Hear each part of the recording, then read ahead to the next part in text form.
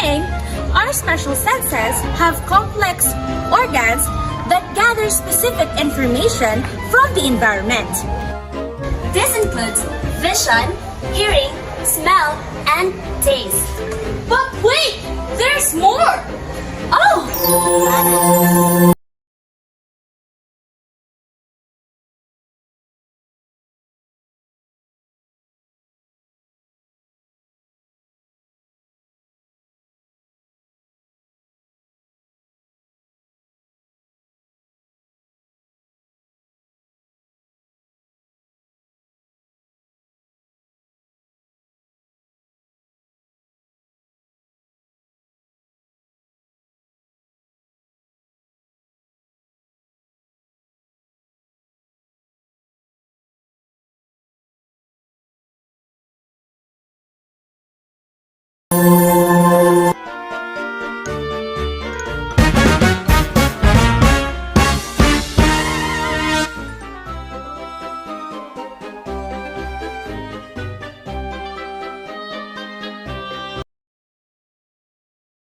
Light rays enter the eye through the clear cornea, pupil, and lens. These light rays are focused directly onto the retina, the light-sensitive tissue lining the back of the eye. The retina converts light rays into impulses sent through the optic nerve to the brain, where they are recognized as images. 70% of the eye's focusing power comes from the cornea and 30% from the lens.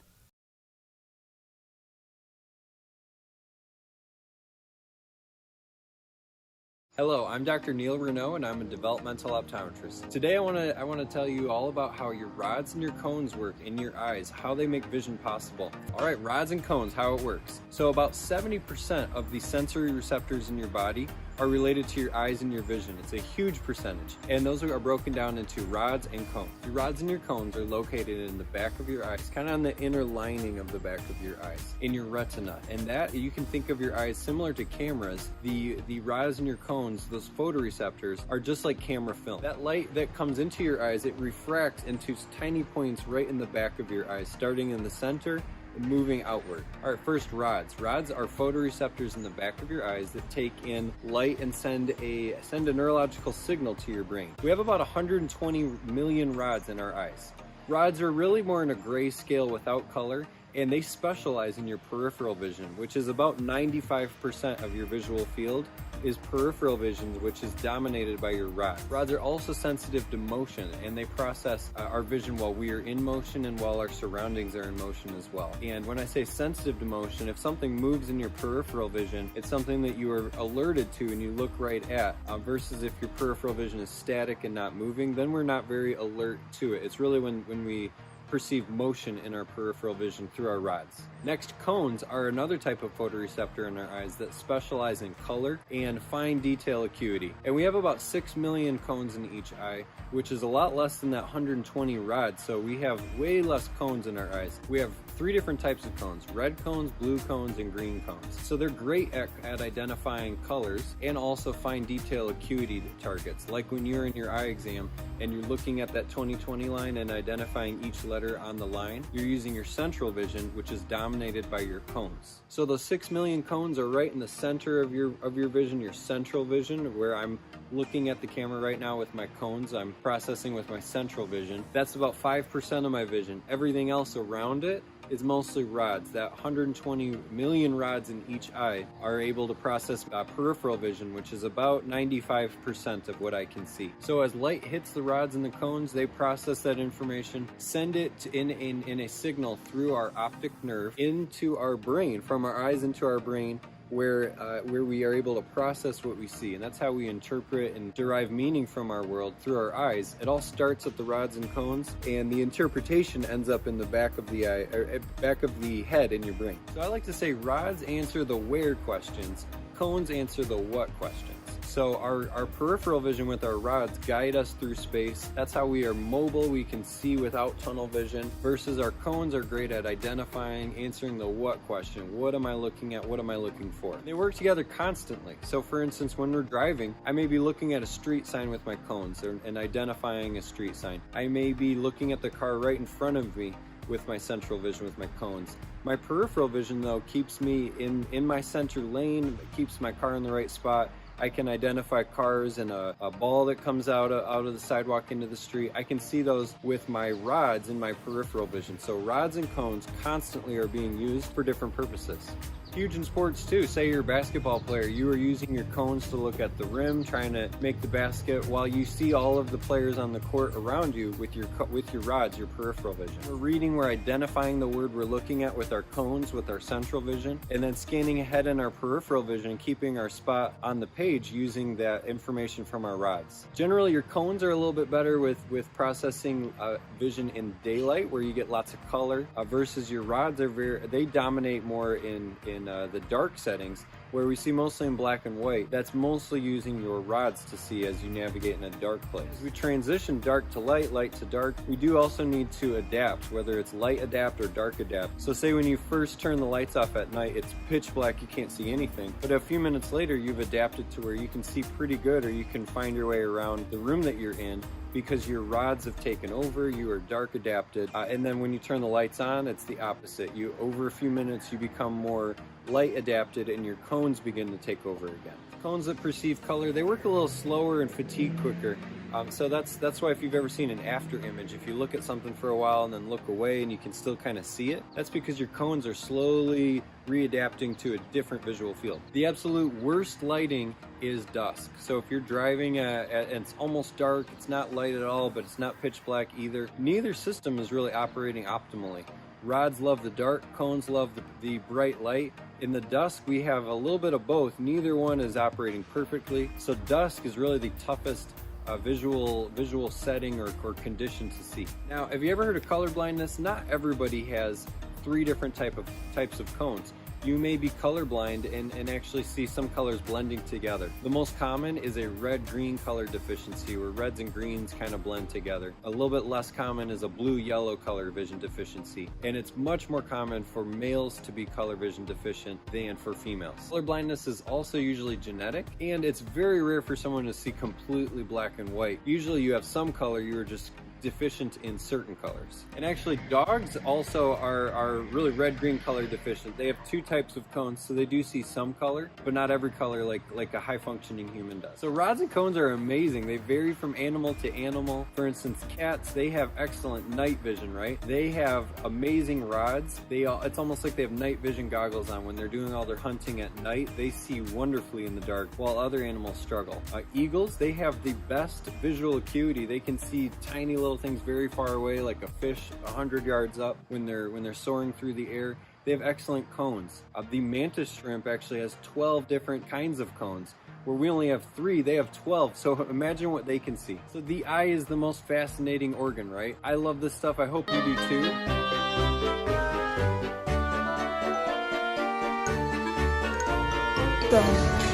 In nursing, vision assessment helps us detect early signs of diabetic retinopathy or glaucoma, conditions that can lead to blindness if untreated.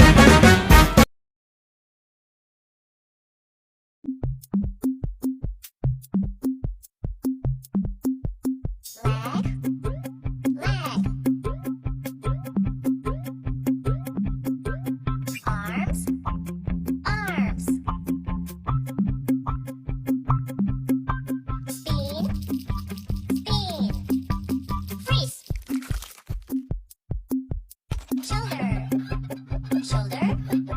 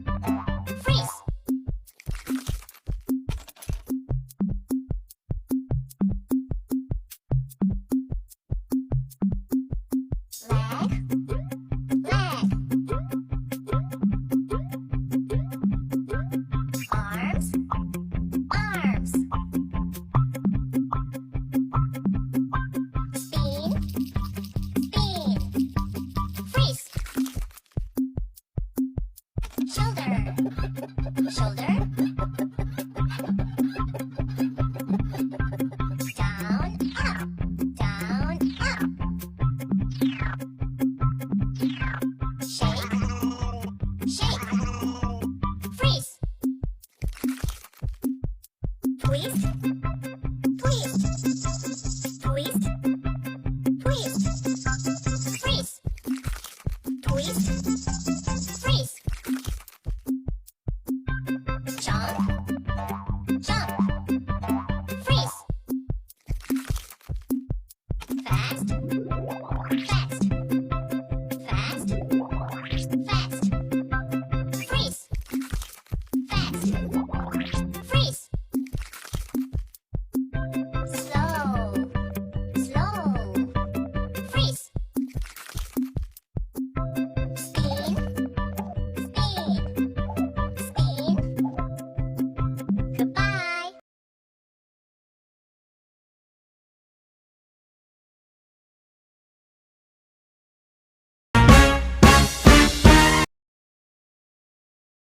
The ear is a deceptively complex part of the human body, but absolutely fascinating when you learn about its intricacies. It contains the 3 smallest bones in the whole body, a beautiful solution to convert vibrations into recognizable noises, and an almost alien-like organ designed to recognize the position of your head and aid in balance. Let's start by looking at its main components. The ear can be divided into 3 parts: the external, middle, and inner ear. The external ear comprises everything you see from the outside, more properly known as the auricle or pinna, and the outermost part of the ear canal, again better known as the external acoustic meatus. The auricle is designed carefully to capture sound and transmit it towards the inner ear. It thus acts and subsequently looks a lot like a satellite dish. Most of the auricle is supported by cartilage, allowing it some strength whilst also being rather flexible. The outermost curved surface of the ear is known as the helix, which runs around most of the outer ear. Directly proximal to this, and running in much the same way, is the similar antihelix, which splits at its top into 2 more parts, the superior and inferior crura. Right in the middle of the pinna, and directly before the beginning of the external acoustic meatus, is a shallow depression known as the concha. This helps to direct vibrations inwards towards the tympanic membrane. The concha and its surrounding structures look a bit like a seashell, hence its name, which derives from the Latin word for shell. The last part of the auricle to note is the small cartilaginous projection near the concha known as the tragus. The second part of the external ear, the external acoustic meatus, is a fairly simple hollow tunnel running horizontally and slightly S-shaped into the head. Its outermost third is walled by cartilage, whilst the inner 2/3 are surrounded by the temporal bone on all sides. This is approximately what the shape of the external acoustic meatus looks like from above. At the end of the external acoustic meatus is the tympanic membrane, which is the first part of the ear to directly vibrate with the incoming sound waves. The tympanic membrane is the border between the external and middle ear. This is the view of the right tympanic membrane you'll get through an otoscope in a healthy individual. Looking at the tympanic membrane from the outside, it's covered by a very thin layer of skin, but is mostly translucent. Its translucency allows us to see some of the structures of the middle ear through it when shining a bright light. The most apparent of these structures is part of one of the middle ear bones, the malleus. We can see the impression of the lateral process, the handle, and the umbo of the malleus. The umbo gets its name from the Latin word for a shield boss, which is a round projection on the front of a soldier's shield.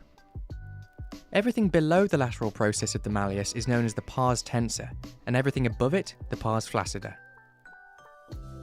Surrounding the tympanic membrane is a fibrocartilaginous ring that anchors it in place. Worth noting is that the internal surface of the tympanic membrane is crossed by the chorda tympani branch of the facial nerve. Now let's look closer at the middle ear. The middle ear sits entirely within the tympanic bone in a hollow cavity that allows the bones to vibrate freely. The main part of this cavity is known simply as the tympanic cavity, whilst the uppermost part is known as the epitympanic recess. The epitympanic recess is important clinically as it's a communication with the mastoid air cells in the tympanic bone via the superior mastoid antrum. Infection can easily track upwards from the middle ear to involve the mastoid air cells and cause serious complications, potentially continuing upwards to involve the dura and brain.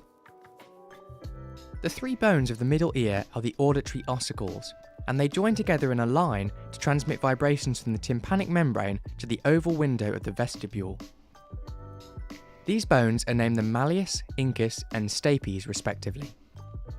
We've already covered a bit of the malleus, but here it is from a different perspective.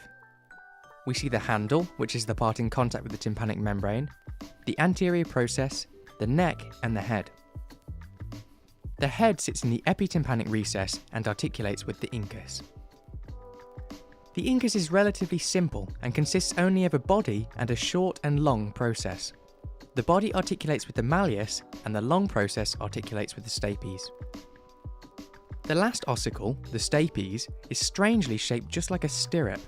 It has a central hole bordered on either side by the anterior and posterior crura. It has a head which articulates with the incus and a footplate that joins the oval window of the vestibular apparatus. In the inferior part of the middle ear, there's a bony cartilaginous tube that travels inferomedially to connect with the back of the nasopharynx. This is known as the eustachian tube and serves the clever function of equalising air pressure between the middle ear and the outside world via your mouth. It's the reason you can pop your ears on an aeroplane as pressure changes. The last two things to note in the middle ear are a pair of tiny muscles. The first is the tensor tympani, which goes from the eustachian tube to the malleus and is innervated by the mandibular nerve. The second is the stapedius, which connects to the stapes and is innervated by the facial nerve. They contract in the acoustic reflex to tense their respective structures and protect the inner ear from loud noises. Lastly, we have the fascinating inner ear. This contains the cochlea that is involved in converting vibrations into recognisable sounds, the vestibular apparatus, and the semicircular canals, which sense the position of the head and assist in balance. We'll just cover the key features of these structures today, as they warrant their own session at a later date. The inner ear can be divided into a bony labyrinth, which is basically the main structures we can see here, and the membranous labyrinth, which is a series of ducts that contain endolymph fluid and sit within the bony labyrinth. The cochlea is a spiral-shaped structure that looks a bit like a snail's shell. It's the part of the ear that converts vibrations into noise signals that can be sent to the brain. It communicates with the middle ear via the round window, which we'll talk about more in a later session. The central part of the cochlea is attached to a ridge of bone known as the modiolus, which is what it wraps around to produce its recognisable shape. The vestibule is the middle portion of the bony labyrinth and sits in contact with the footplate of the stapes bone, connecting via the oval window. Finally, the three semicircular canals are the structures largely responsible for our sense of balance.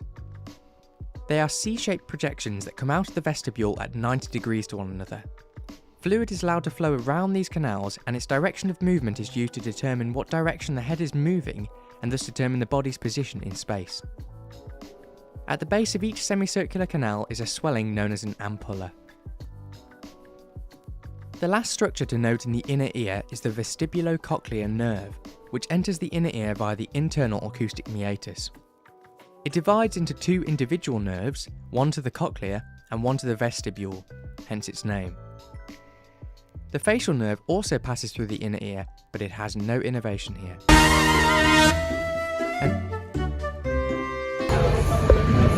When sound waves enter the external ear, they strike the phallic membrane, which vibrates and transfers motions into three small bones in the middle ear, which is malleus, incus, and stapes. That's how we recognize voices, enjoy music, and respond to a line. All thanks to this Hearing loss can affect communication and safety.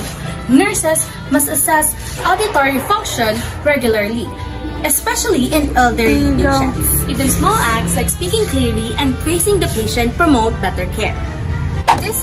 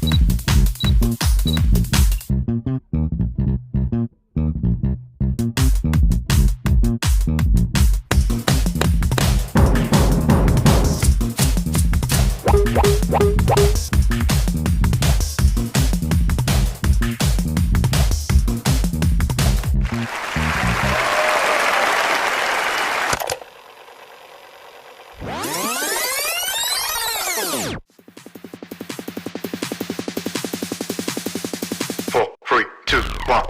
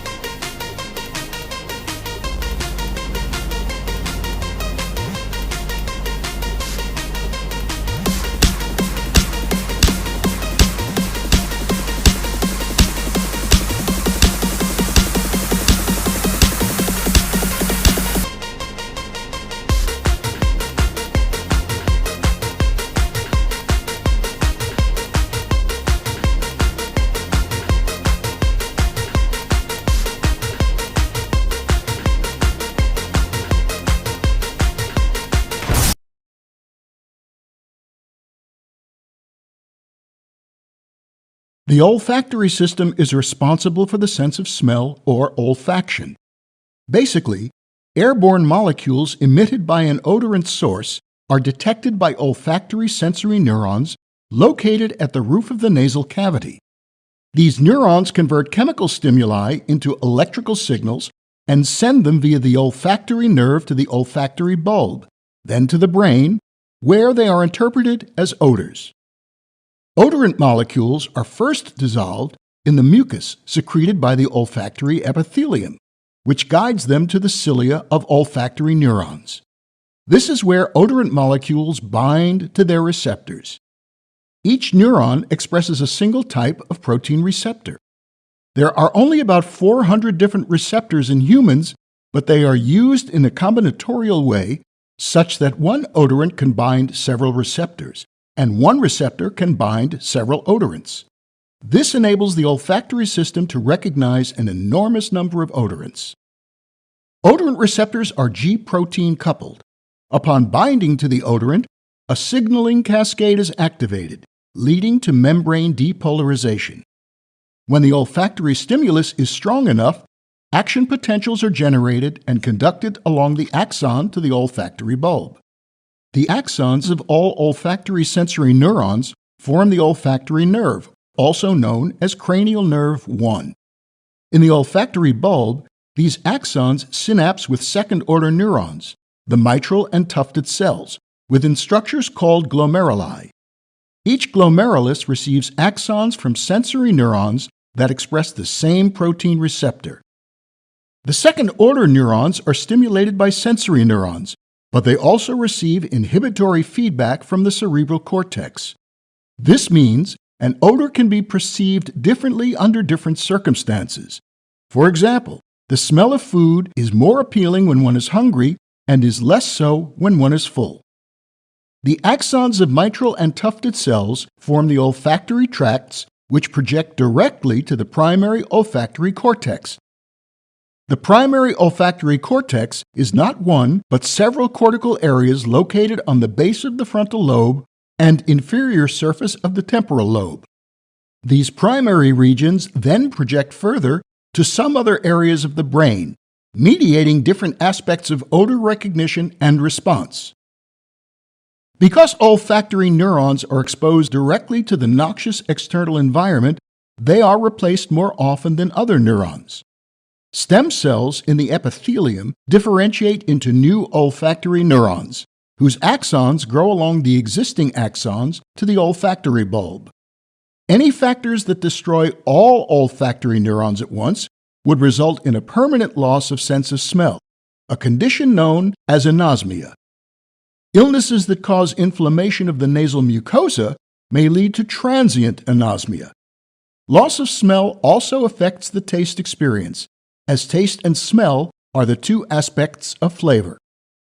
The ability to smell decreases with normal aging, but anosmia is also an early sign of several neurodegenerative disorders. Because epileptic seizures often originate from the brain area associated with the olfactory cortex, seizures are often preceded by hallucinations of disagreeable odors. These signals are sent to the olfactory bulb and then to the brain's limbic system, linking sense directly with memory and emotion. That's why a certain smells like a hospital disinfectant or your favorite perfume can instantly trigger your memories. Olfaction also plays a vital role in patient care. A foul odor can indicate infection, while loss of smell may signal COVID-19.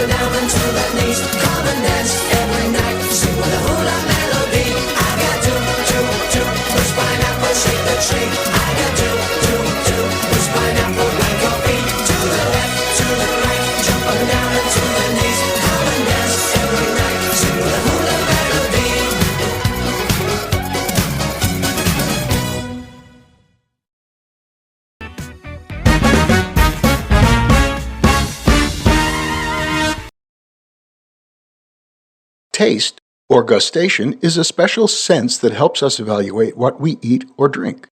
Basically, certain food molecules dissolved in the saliva activate taste receptor cells in the mouth. These chemical stimuli are then converted into electrical signals and sent via several nerves to the brain, where they are interpreted as tastes. Taste receptor cells are organized in groups called taste buds, which are present most abundantly on the tongue but also on other parts of the mouth. On the tongue, taste buds are located on small visible bumps called papillae. There are different types of papillae on different parts of the tongue, but the taste buds that they contain are all similar in structure. Each taste bud is composed of about 50 taste cells with microvilli at the top projecting into a pit called the taste pore. This is where taste molecules bind to their receptors. Taste cells synapse with sensory nerve fibers at the base of taste buds. There are 5 main types of taste receptors corresponding to 5 major taste sensations in humans. Salty receptors detect sodium and salt. Sweet receptors bind to a number of sugars and sugar substitutes. Sour receptors activated by acids. Umami or meaty taste elicited by amino acids, in particular glutamates. And bitter taste associated with spoiled foods, natural toxins, and substances such as quinine, caffeine. Each taste cell has receptors for only one type of taste, but a taste bud is typically composed of a variety of cells detecting different tastes. All primary tastes can be perceived throughout the tongue, but some regions are more sensitive to a certain taste than others. Each of the primary tastes can be elicited by not one, but a number of chemicals. In addition, the thresholds for detection differ among chemicals that taste the same. Sweet and salty substances generally have high thresholds. They must be present in large amounts to be detected. Bitter compounds typically have very low thresholds. We can taste them at very low concentrations. Taste buds at the back of the tongue are especially sensitive to bitter substances, which often trigger rejection responses such as gagging and vomiting, an attempt to avoid ingestion of toxins. Some people are super tasters. They have more taste buds on their tongue and are therefore able to detect certain subtle tastes at very low concentrations. Depending on the type of taste sensation, binding of taste molecules to their specific receptors results in depolarization, or activation of G protein and second messenger signaling in taste cells. In either case, the activated taste cells release neurotransmitters which generate actions potentials in sensory nerve fibers. Depending on the location of the taste buds, nerve fibers carrying taste signals move along cranial nerves 7, 9, or 10 to the solitary nucleus of the brainstem. From there, second-order neurons project to two destinations: the thalamus, where they synapse with third-order neurons which continue to higher cortical taste centers, and the hypothalamus and amygdala, where they trigger autonomic reflexes such as salivation, gagging, vomiting, and provide input for regulation of eating The behaviors. tongue's taste bud detects 5 main flavors: sweet, sour, salty, bitter, and umami. Wow, ba? Each taste bud contains gustatory cells that sends information via cranial nerves to the brains. Taste perception is essential for nutrition and detecting harmful substances. Mom, why does everything taste so metallic lately? It might be a side effect of your medication or your zinc deficiency. Let's note that for your doctor. Wait, sino ka ba?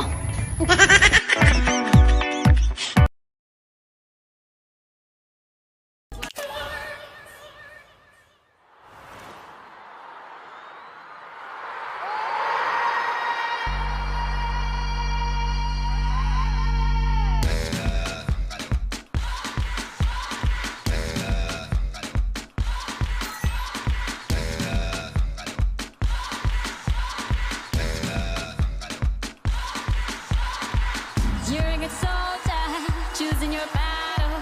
Pick yourself up and dust yourself off and back in the saddle. You're on the front line, everyone's watching. You know it's serious, we're getting closer, this isn't over. The pressure's on, you feel it, but you got it all, believe it. When you fall, get up, oh, oh, and if you fall, get up, eh, eh. Tamina, mina, sangalewa, 'cause this is Africa.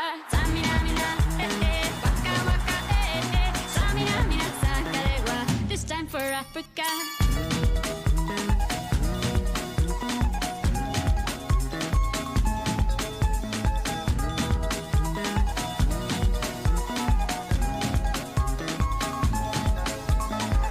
Listen to your God, this is our motto. Your time to shine, don't wait in line, y vamos por todo. People are raising their expectations. Go on and feed them, this is your moment, no hesitation. Today's your day, I feel it. You pave the way, believe it. If you get down, get up, oh, oh. When you get down, get up, eh, eh. Tamina, mina, sangalewa, this time for Africa. Tamina, mina, eh, eh. Waka, waka, eh, eh. Tamina, mina, sangalewa, anawa, ah, ah. Tamina,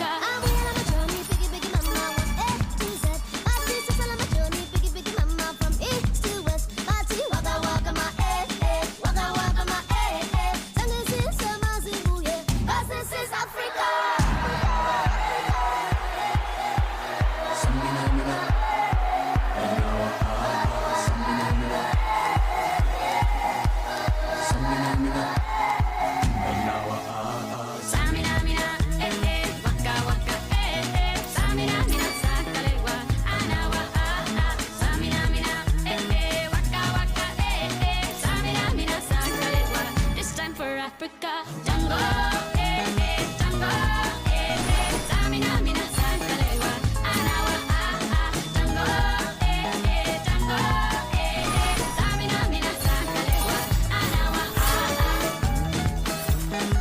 This time for Africa. This time for Africa. We're all Africa. We're all Africa.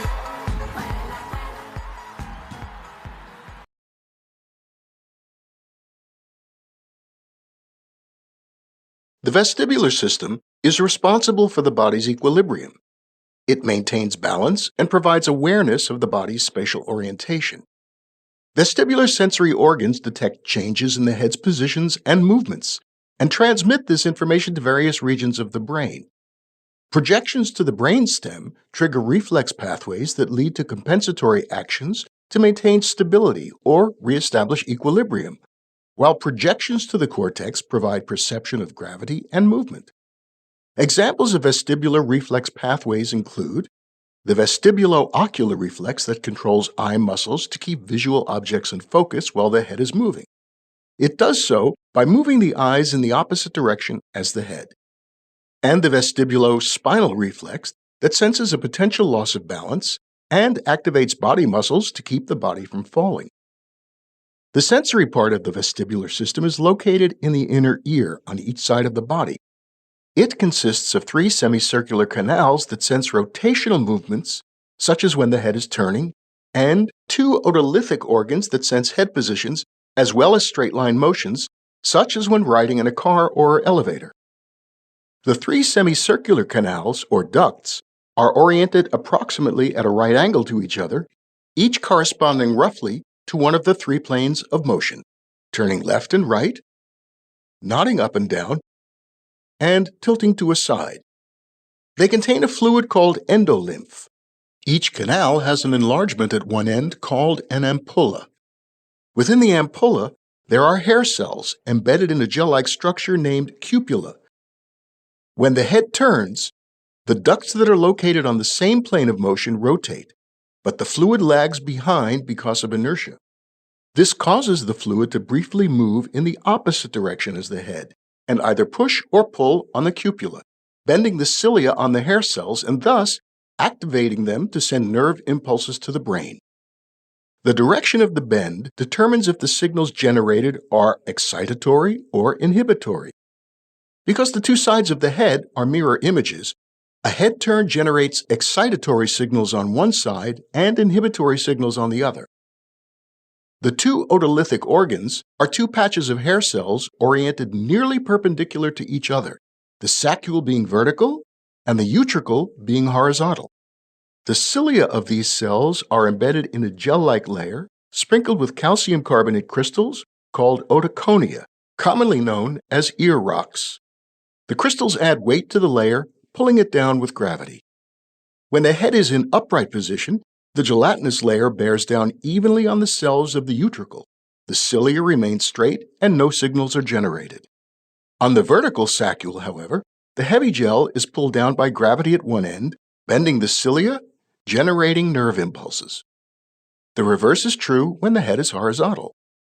Other head positions are determined by a combination of signals coming from both organs. Vestibular sensory organs detect not the motion itself, but changes in the rate of motion, specifically acceleration or deceleration. For example, when a person is sitting in a car that starts to move, the heavy gel-like layer of the utricle lags behind at first, bending the cilia back, activating the hair cells. The more sudden the car starts, the greater the stimulation. Once the car is in stable motion, the gel catches up with the rest of the tissue and no activation results. Similar events occur in the saccule during an elevator ride, up or down.